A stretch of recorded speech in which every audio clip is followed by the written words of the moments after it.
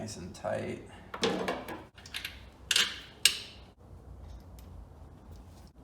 Well, I'm gonna go ahead and figure out the best way to orient this wire, and then I'll come back. This clip is broken here, and I don't know if you can see that, but the very first alternator that Mike sent me, he sent me this connector, which was the wrong one. He was supposed to send me the male end, but he sent me the female end.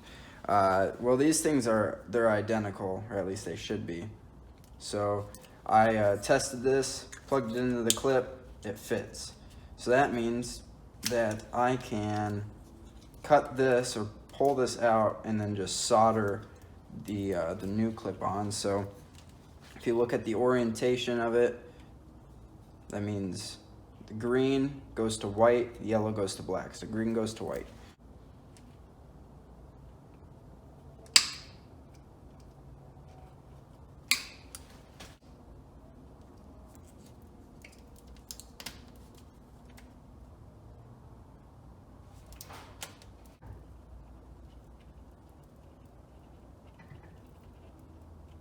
Oh, that solder was good. I'm satisfied with that.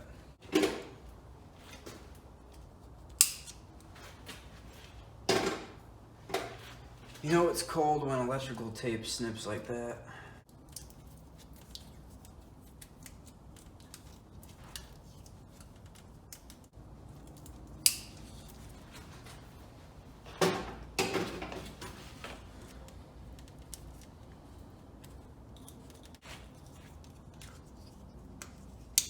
Nice. All right, guys, so right now I am just zip tying all these wires together. I think I found a pretty good system.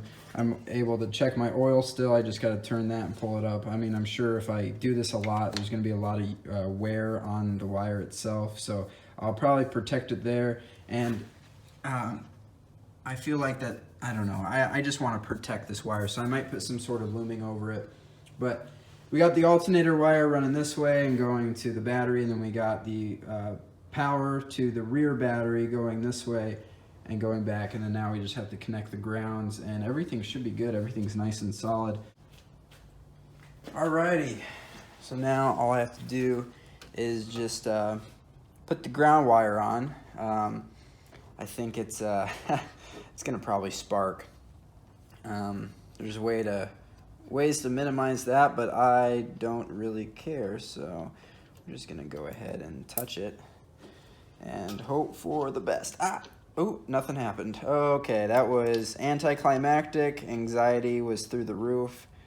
That, yeah, okay.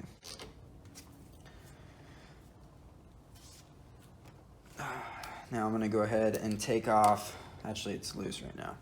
Go ahead and take off this wire.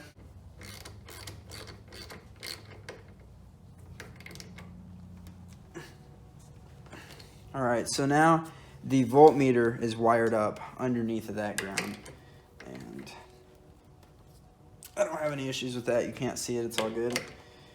Double check all these. I'm gonna add some grounds eventually. Actually, here in the near future, I have a spool 50-foot sky high OFC 0 gauge. I'm gonna run 2 grounds front to back.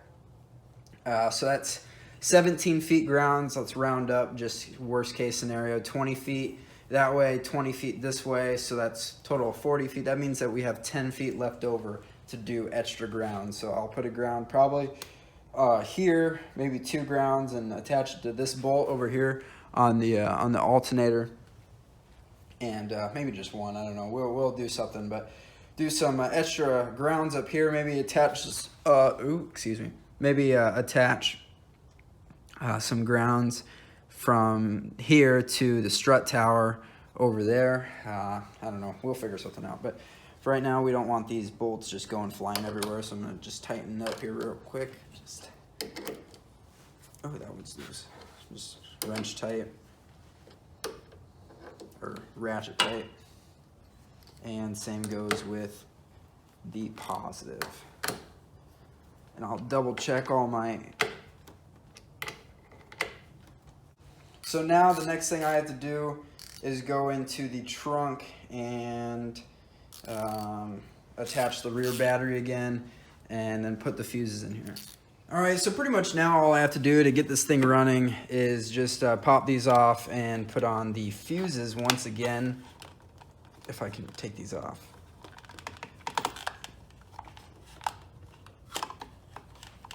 There we go.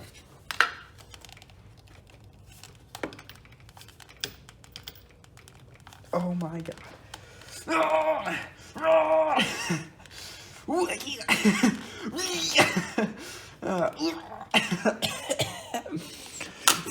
Okay. We're gonna go ahead and check something real quick. I just want to make sure that I'm messing with stuff that's live here. We're gonna pull out my handy dandy, not very good, but good working-ish, kind of not reliable voltmeter here. I'm not gonna set this up there. Okay, here, can you see it? There you go. All right, I'm gonna go ahead and put the ground on the ground and put the power on the power. So the rear battery is resting at about, that's just kidding. That would be the front and the rear, wouldn't it? The front, the rear battery. I don't really know. We're checking the rear battery here, 12.6. So that's 12.6, what is this? That's 12.5. Okay, so the rear battery is actually resting better than my front battery. Anyways, probably because actually I plugged everything in, so my computer. Anyways, all right. Now we put the fuses on. These are 300 amp fuses. I think they're very necessary. They look good. So I'm gonna go ahead and attach this one onto here and swing it. Touch. Okay, so now they are touching. And here I'm gonna put it this way so I can swing it this way. Dook. All right. And can it even work? Will it? Okay, there we go. Now I just gotta tighten these. These Allen, I think that these Allens are 3/16. Yeah, 3/16. So I don't know, maybe they're a metric size I don't know of, but it looks like 3/16 fit really nicely. So go ahead and snug them down, and then I'm gonna tighten them just a little bit more because yeah, they can turn quite a bit more. That one can't. Okay. Well, now that the fuses are good,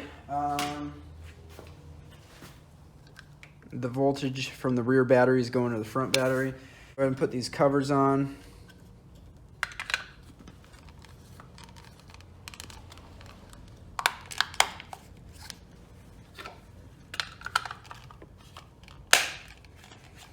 All right, so everything should be good.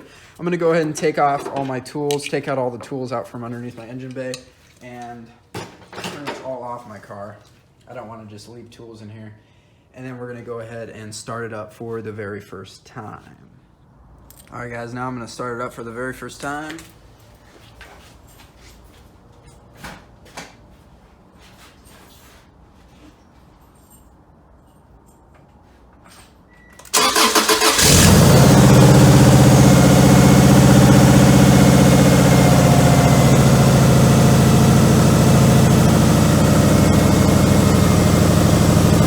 Look at that, dude. 15.2 volts. Oh, yeah, dude. That's awesome.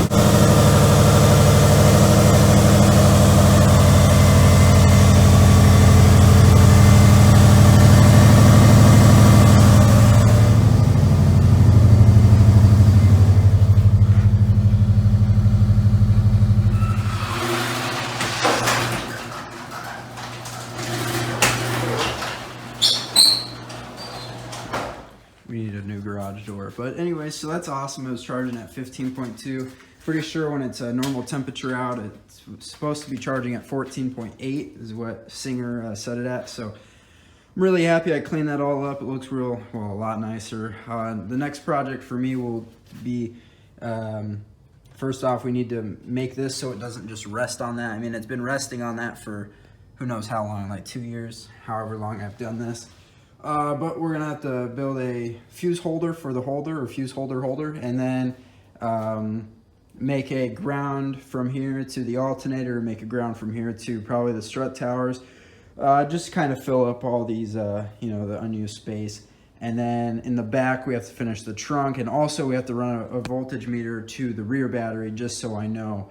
And we're also gonna have to make a little distribution back there. I haven't shown you guys anything in the trunk yet because it's a mess, but we're gonna have to make some sort of distribution where the power goes in, goes onto a block, the ground goes in, it goes onto a block, and then it goes to the amps or batteries accordingly. So, well, I hope you guys enjoyed this.